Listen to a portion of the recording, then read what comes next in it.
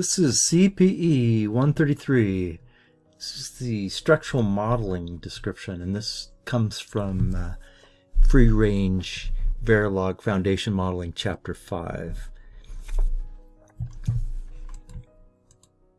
So structural modeling is actually incredibly important in HDL and hardware description languages, essentially because it supports the basic tenets of digital design, which is modularity and hierarchical designs. So the issue here is that most digital circuits they're based on just a few or a small number of standard modules, which I've been calling the foundation modules. There's not that many of them.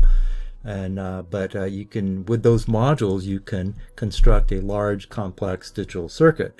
So the result is we take those modules and typically use them over and over again, and that's essentially that's part of the modularity part of it. And also, eventually, we'll be getting into kind of generic design techniques. And this is structural modeling in general is one approach to generic design.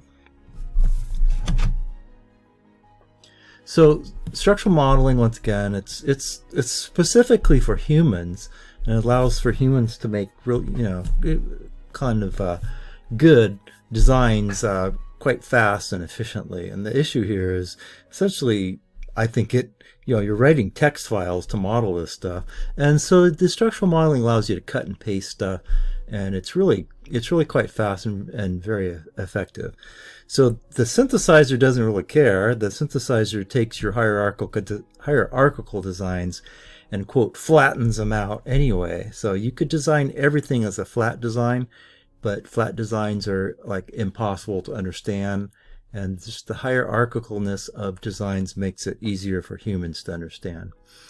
So structural modeling generally is super straightforward. The issue is there's lots of new syntax rules to follow. There's not that much syntax rules, but there's some new stuff. And once you get used to it, it becomes really second nature. And so what we're going to do in this chapter is work through a couple examples. And just keep in mind, you're not going to learn this by working through a couple examples. The only way you're going to learn this is actually by working on some designs yourself. So these kind of show you the high level stuff that's going on, but the only way you're going to learn this is actually taking a design and implementing it as a structural model. So our first example here is we are going to model this circuit, and this circuit is just, essentially you could look at it and say, well, I could just model that using one assign statement or a continuous assign statement, but that's not the point. So what we're going to do is model this structurally, and so what we want to do is look at this as a structural design. And what we see here in the top level, I should probably drop a box in there, but I don't. The top level design has two inputs, two 3-bit inputs, A and B, and one output, which is EQ, which just stands for equal. So you don't know this, but the circuit's actually a comparator, which you may know and you may not know, but it doesn't really matter what the circuit does or doesn't do. But the issue is that you see 4 gates there. Now that these gates, I know they're just gates, but you can think of these gates as modules. These modules could be anything, any other module that you can put in your design. The fact that they're gates just makes this particular example easier to digest. So there's some other notation in here. I like using this minus notation, which is a box with a minus in it, which means it's going to take this 3-bit signal and make it into a smaller signal. And so essentially what this is doing is saying, here's your A, which has 3 bits here, and this is one of those bits of the A signal, etc., etc. Also have some internal signals in here. You'll see those come out later. You don't really need to know that now, but to connect this design, you actually need to hook these together. And that's it. Let's look at this. So the first thing we got to do is pretend like these XNOR gates and the AND gate are actually modeled. Okay, so the issue is, in real life, these would be models that have been previously modeled somewhere else. Essentially, your design has access to these models, and you'll be able to instantiate them, which is how we're going to use them. So the issue is of course, these are just simple gates, which we don't really need separate modules for. It's just for the sake of this example. So looking at this, there's a 2-input XNOR gate and a 3-input AND gate, and that's it. So let's keep going on this thing. Next part of this solution is to module the external interface. What we see there is two 3-bit signals, A and B input signals, and one single-bit output signals, which is EQ. And there's your top level module right there. Next step is to instantiate the boxes we need in this. So the boxes we need in this are 3 XNOR gates and a 3-input AND gate. And so, like I said before, those magically exist somewhere in our design, and we can essentially instantiate them without worry. Okay, so what you see here is the 3 XNOR gates, and here they are. There's your XNOR gates. So the instantiations are essentially equivalent, except I give them different labels. So what makes these instantiation different is the fact that they have different labels. So, and here's the instantiation for the 3-input AND gate. And essentially, the labels that I give this thing are arbitrary, but what you need to do is make them good names to make the model self-commenting. And what else in this thing? Yeah, all these 3 XNOR models are identical, except for the label. And I think that's all I can do in that one. So let's continue on. So next thing I need to do is to map these instantiations. And so the mapping is a matter of breaking those 3-input signals apart and connecting them individually to the XNOR gates. And you can see that here. So this is one of the XNOR gates, arbitrarily called XNOR2. It takes all the 2 signals, which is maybe the leftmost signal in each of those 2 gates, each of those 2 A and B signals, similar for the XNOR1 and XNOR0. Now, the issue in this design here is that I need to declare some internal interface signals, which I arbitrarily do with this M signal here. Probably not the best of names, but it works. And essentially what I need to do is connect the outputs of the XNOR gates to the inputs of the AND gates. And the way I'm going to do that is with these internal signals. So I arbitrarily declared it as a bus, and what that allows me to do is kind of match the indexes. So you can see these are all the 2 indexes, all the 1 indexes, and all the 0 indexes.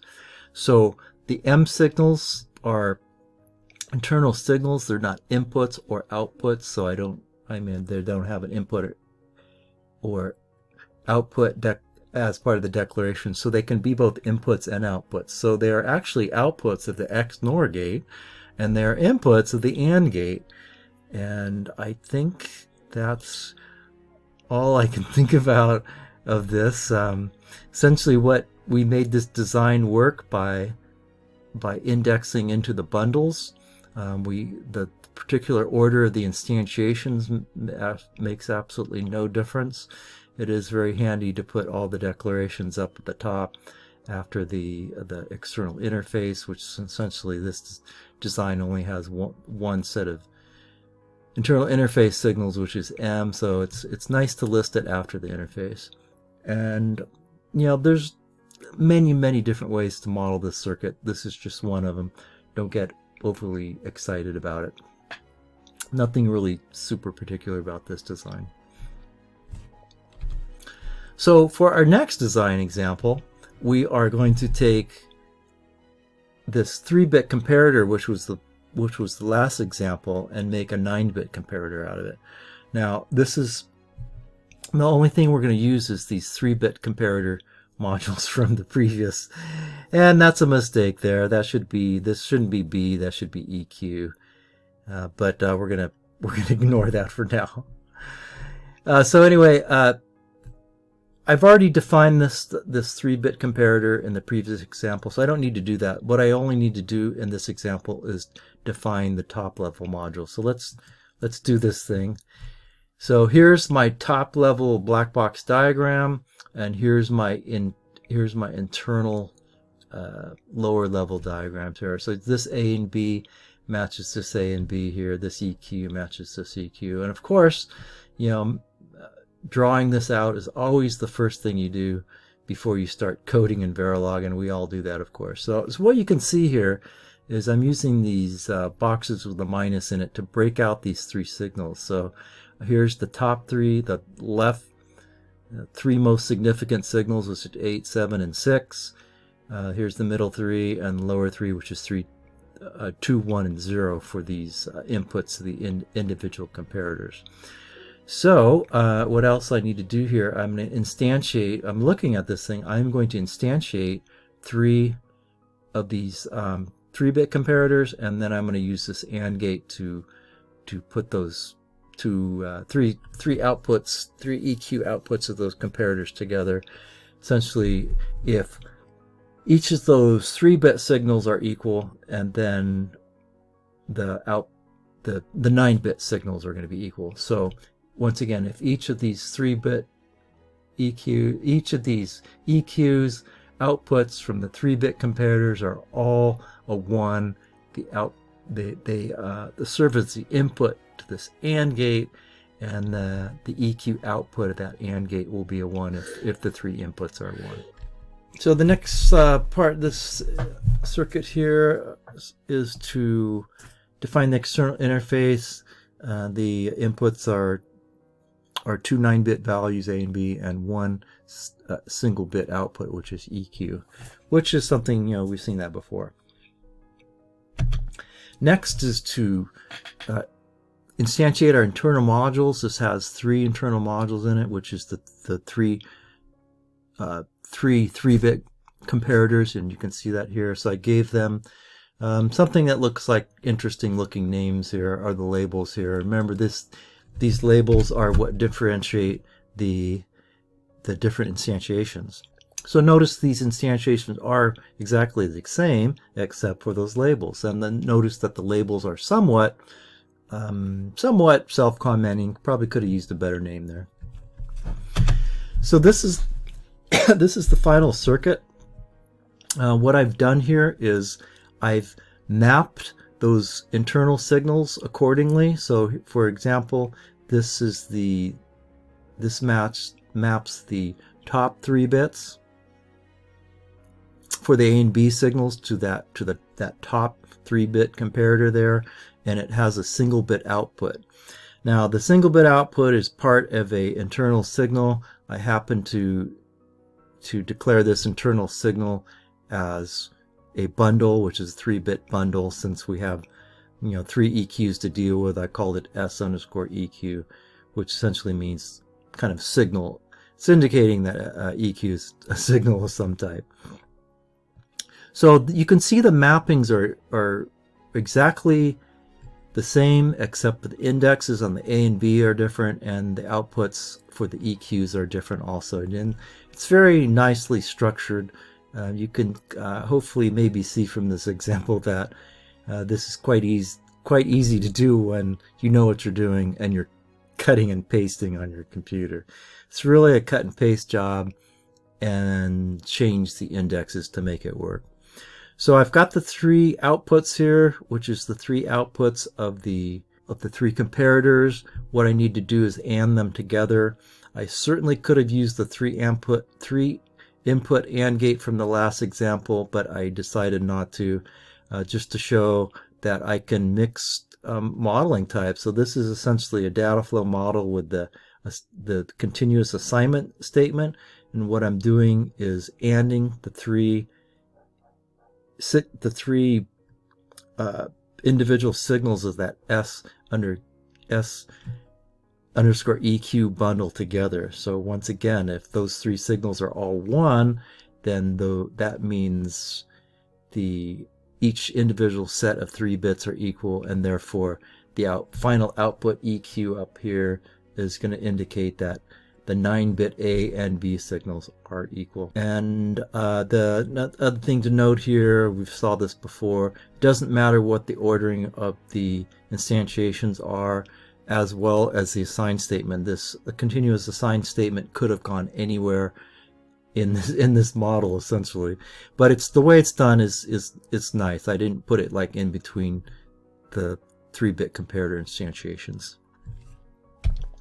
So that's it. Structural modeling is just essentially is a tool that supports the hierarchical and modularity that's inherent in digital circuits. It's quite useful. It's for humans to make them efficient and make their designs reusable. The structural modeling is not a big deal. It's mostly new syntax issues, and the more you do it, the clearer it's going to become.